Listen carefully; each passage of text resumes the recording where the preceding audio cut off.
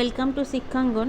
আমরা আগের ভিডিওতে ক্লাস 5 বাটারফ্লাই বইয়ের লেসন 8 অর্থাৎ বিল্ডিংস টু রিমেম্বার এই লেসনটার অ্যাক্টিভিটি 6 পর্যন্ত কমপ্লিট করেছিলাম।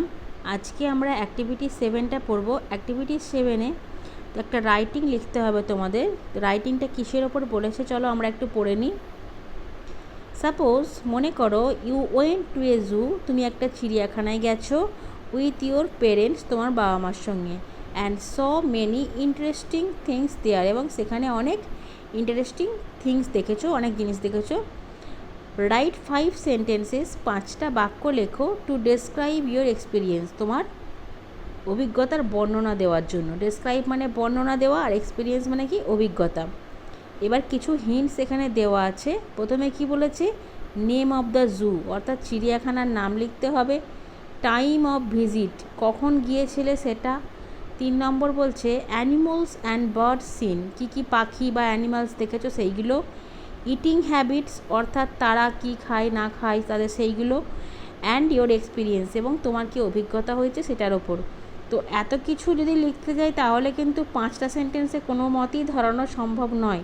তবু আমি তোমাদের মতো ছোট করে 5টা সেন্টেন্সের মধ্যে 6টা সেন্টেন্সের মধ্যে করার চেষ্টা করেছি। তো চলো দেখি, আমরা দেখে নিই কী লিখেছি। দেখো এখানে আমি লিখেছি অ্যাক্টিভিটি 7-এর ইন লাস্ট সামার ভ্যাকেশন, গরমের ছুটিতে I visited Alipore zoo. Alipore zoo কোথায় তোমরা জানো, কলকাতায়। আলিপুর জুয়ে গিয়েছিলাম উইথ মাই ফ্যামিলি, আমার ফ্যামিলির সঙ্গে। I saw there various creatures, আমি সেখানে দেখেছি বিভিন্ন ধরনের প্রাণী। লাইক অ্যানিমালস, বার্ডস, রেপটাইলস মানে কি সরীসৃপ, reptiles, fishes etcetera. At first, প্রথমে উই ওয়েন্ট টু সি, আমরা গিয়েছিলাম দেখতে, the Lions and Tigers and other animals.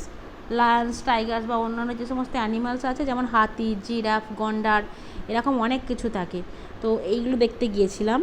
দেন তারপর we visited the snake house, তারপর আমরা গেলাম স্নেক হাউস অর্থাৎ যেখানে বিভিন্ন ধরনের সাপ সংরক্ষণ করে রাখা আছে প্রদর্শনীর জন্য। দ্য স্নেক হাউস হোয়ার, যেখানে উই স, আমরা দেখেছিলাম ডিফারেন্ট স্পেসিস মানে কি প্রজাতি, বিভিন্ন প্রজাতির ডিফারেন্ট স্পেসিস অফ পাইথন। তো ওখানে বিভিন্ন রকমের পাইথন মানে পাইথনেরই অনেক রকম প্রজাতির সাপ ওখানে আছে।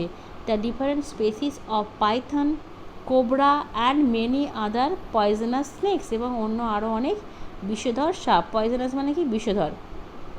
উই অলসো স, আমরা আরও দেখেছিলাম মেনি কাইন্ডস অফ বার্ডস, বিভিন্ন ধরনের পাখি।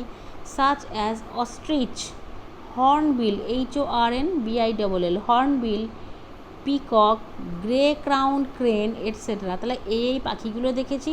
এছাড়া আরও অনেক অজস্র পাখি আছে ওখানে।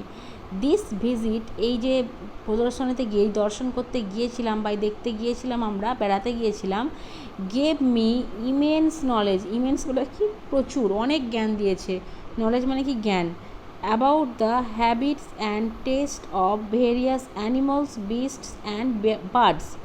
হ্যাবিট মানে কি অভ্যাস, অ্যাবাউট দ্য হ্যাবিটস অভ্যাস সম্পর্কে, and tastes of various animals, test বলতে অর্থাৎ তারা কী খায় না খায় সেইগুলো সম্পর্কে জানতে পেরেছি। And so I was very happy, তাই আমি খুব খুশি ছিলাম। তাহলে অবশ্যই আমরা নতুন কিছু জানতে পারলাম, শিখতে পারলাম, তো সেগুলো জেনে তো অনেক আমরা খুশিই হব। এছাড়াও আরও অনেক কিছু বলা যায় এই চিড়িয়াখানা সম্বন্ধে, কিন্তু যেহেতু তোমাদের সেন্টেন্সটা মাত্র 5টা সেন্টেন্সের মধ্যে লিখতে বলেছে, তাই এর বেশি আর কিছু এখানে দেওয়া গেল না।